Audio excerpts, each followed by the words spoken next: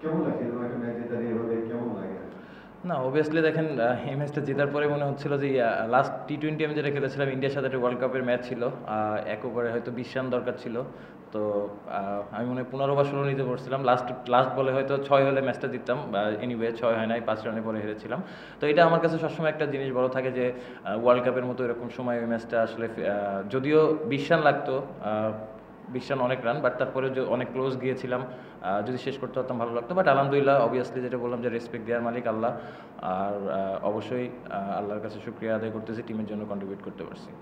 মানে শেষ ওভারে ২৬ রান আপনি শুরুতে ভেবেছিলেন যে সম্ভব?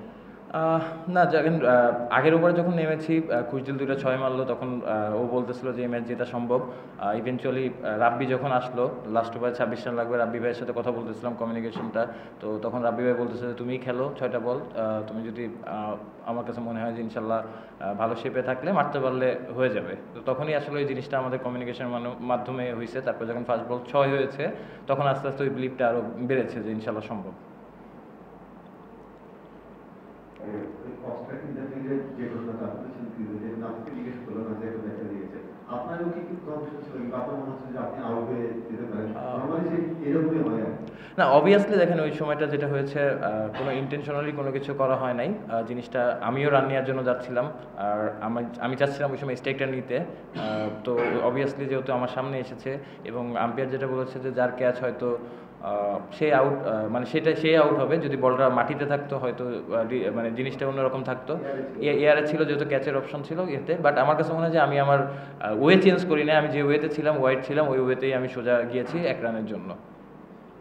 শেষ দুই বলে কি চলছিল, মানে অফসাইড পুরোটা খালি করে দিয়েছিল, আর লাস্ট বলে লেগে পিছনে দিয়ে কোনো ফিল্ডার ছিল না।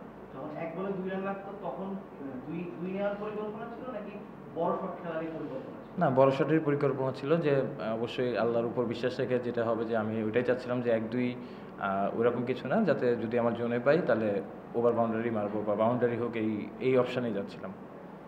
ম্যাচের শেষে একটা ঘটনা একটু উত্তেজনা দেখলাম, এটা যদি বলতেন যে কি? এটা আমি খুব কাছ থেকে দেখি নাই, বাট আমি মানে আমিও এদিকে আসার পর দেখেছি, মানে শেষ পর্যায়ে যখন ব্যাক করছি আমি আসলে যাওয়ার পর হয়তো বুঝতে পারবো যে কী নিয়ে আসলে হয়েছে, বাট কিছু একটা হয়েছে। আমিও এটা দেখেছি, বাট আমি ছিলাম না ওখানে। ওদের মূল গোয়াতে তো শেষ হয়ে গেছিল, মেয়ার নতুন নতুন বলে তৈরি করে ফেলো। মেয়ারকে দেখে কি একটু সাহস পাচ্ছেন যে ঠিক আছে চান্সটা সম্ভব? না দেখেন, বলার যেই থাকুক অবভিয়াসলি তাদের বোলিং এটা খুবই ভালো এবং 26 রান ছিল অনেক রানই, বাট যেটা বললাম যে রাব্বি ভাইয়ের সাথে যখন কমিউনিকেশনটা করতেছিলাম তখনই আসলে এই বিশ্বাসটা হয়েছে এবং অবভিয়াসলি আলহামদুলিল্লাহ, থ্যাঙ্কস টু আল্লাহ যে এরকম জিনিস একটা করতে পেরেছি ম্যাচের জন্য।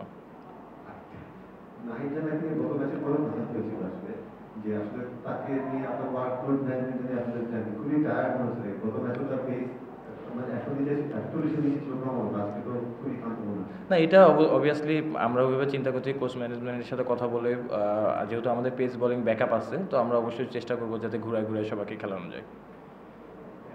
আপনার লাইফে তো অনেক ইনিংসে আছে, এই ইনিংসটা মানে এই ছোট ইনিংসটা কি আপনি লাইফের সেরা ইনিংস হিসেবে রাখেন? না, ইনিংসটা দেখেন আমি যেখানে ব্যাটিং করি ২০-৩০ সবাই ভুলে যায়। এটা নতুন কিছু না, এটা এরকম কিছু না, বাট হ্যাঁ অবভিয়াসলি সবথেকে বড় যে জিনিসটা টিমের জন্য কন্ট্রিবিউট করতে পারতেছি, এটা আলহামদুলিল্লাহ। এবং হ্যাঁ অবভিয়াসলি যেহেতু টিম জিতাতে পেরেছি, one of the best innings আমার। শর্ট ম্যাচে মোটামুটি সবই ছিল, দুই দলের ক্রাউডও ছিল, ২০০ কাছাকাছি রান, তারপর হচ্ছে ওভারে ৩ উইকেট, অফটা ফিঙ্গারপ্রিন্ট, উত্তেজনা, তারপর আপনার ৩০ রান দিলেন যে ফিনিশিং। আইপিএল এই ধরনের আমরা ম্যাচ দেখি অনেক সময়, চেন্নাই মুম্বাইয়ের মধ্যকার যে লড়াইটা, সেটাকে আমাদের বিপিএল এ রংপুরে আর বরিশালের মধ্যে কিনা না, এরকম একটা কিছু হতে যাচ্ছে কিনা, আর এটা ক্রিকেটের জন্য কত ভালো একটা টুর্নামেন্টে যখন এই ধরনের ম্যাচ হয় দর্শকরা উপভোগ করবে।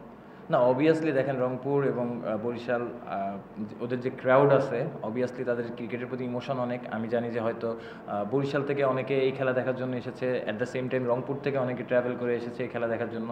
তো অবভিয়াসলি প্লেয়ার হিসেবে আমাদের দায়িত্ব, রেসপন্সিবিলিটি মাঠে আমরা কীভাবে তাদের এন্টারটেইন করতে পারতেছি এবং তারা কতটুকু মজা পাচ্ছে। অবভিয়াসলি দেখেন বাংলাদেশের ক্রাউড অনেক বেশি ইমোশনাল ক্রিকেটের উপরে।